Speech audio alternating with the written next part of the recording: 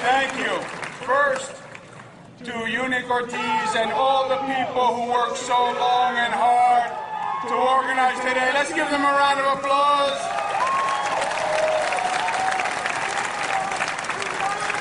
And this is a beautiful sight. This is New York at its best, coming together to speak with one voice.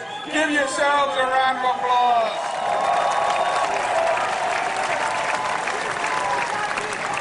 You know, the Orlando massacre, I'm sure, has stirred a cauldron of emotions in all of us. The shock, the pain, over 100 people killed or injured. The senselessness of it is staggering. The frustration at a society that would allow a madman to buy an assault weapon has gone on for too long. We went through it at Sandy Hook.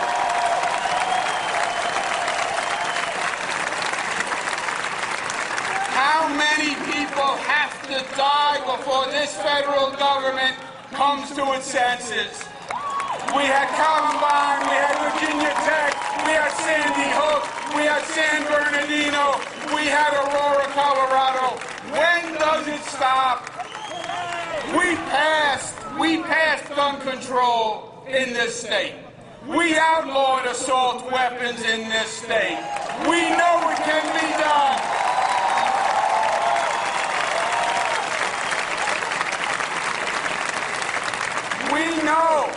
We know it can be done. We know it's controversial. We know it takes political courage. But we're saying to our federal government, we want that political courage shown, and don't you come home until you pass sensible gun control. And it stops now.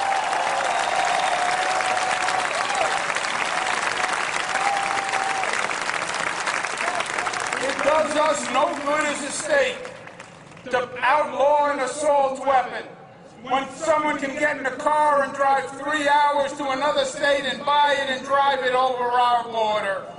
Until we have a national policy, none of us are safe. And this is an American curse. It is not an international curse, and we should learn and we should move forward.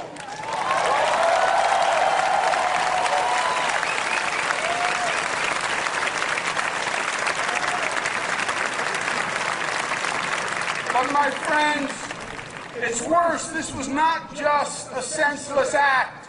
There was literally a method to the madness.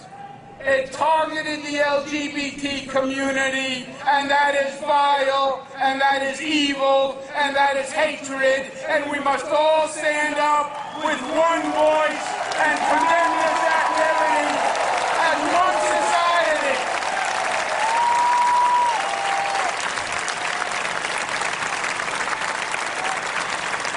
Now the question is, with all this emotion, what do we do with it? What do we do with it? And what I say to you tonight is, let's take that emotion and let's make it a force for good, and let's make it a positive force. And let's take that emotion and let's rise up and let's rise above, and let's reject the ignorance and reject the bigotry, and don't stoop to their level. And let's forge a community that is actually strengthened by this attack and more unified to achieving justice for all.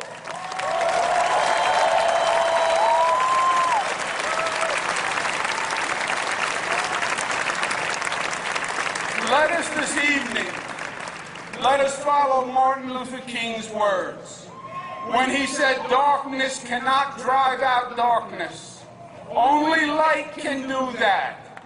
Hate cannot drive out hate. Only love can do that."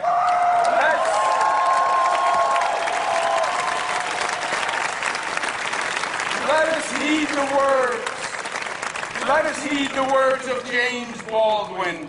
Love does not begin and end the way we think it does. Love is a battle. Love is a war. And it is a war we cannot lose. Let's do, my friends, what New York does at its best. What we do at our best is we rise to the occasion and we show the way forward.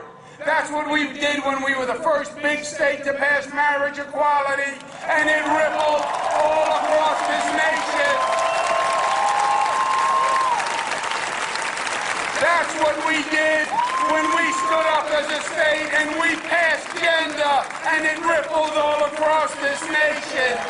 When we passed the hate crimes law that is the strongest in the United States, and it rippled all across this nation.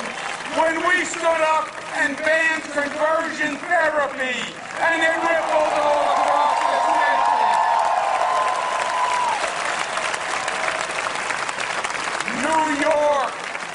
New York is not just another state, he says as an arrogant New Yorker.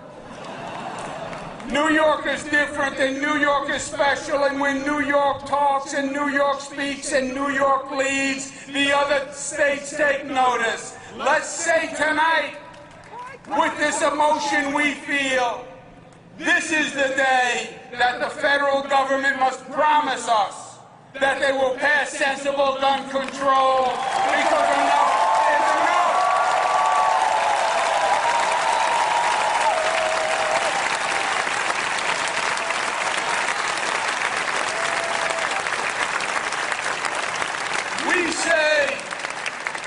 We say to our enemies tonight, you haven't caused us fear. You have caused us to be more unified than ever before. And let's pledge tonight to have the largest pride parade in history. And have the largest turnout. And I will be with you shoulder to shoulder, marching, and let's show them our response and invite every New Yorker to the largest and the safest pride parade in history.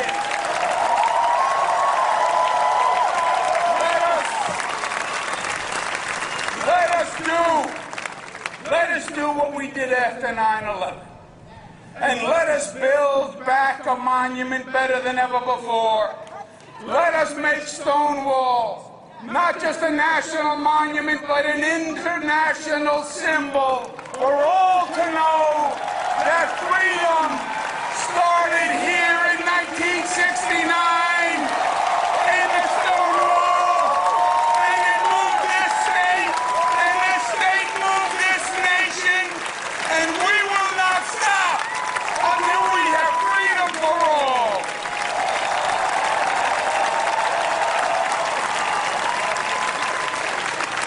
And my friends, let us recommit ourselves tonight as we are here.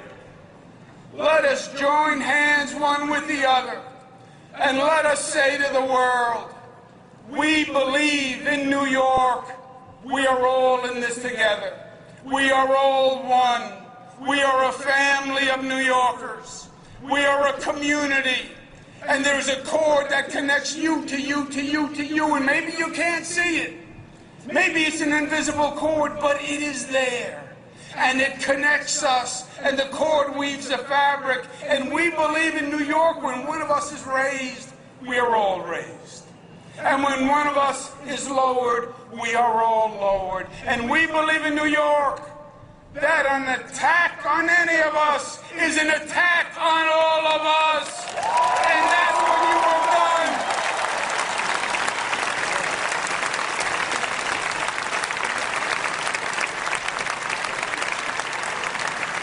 And we tell our enemies, we do not fear you.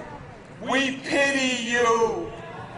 And you have not struck terror into our hearts. You have unified our hearts.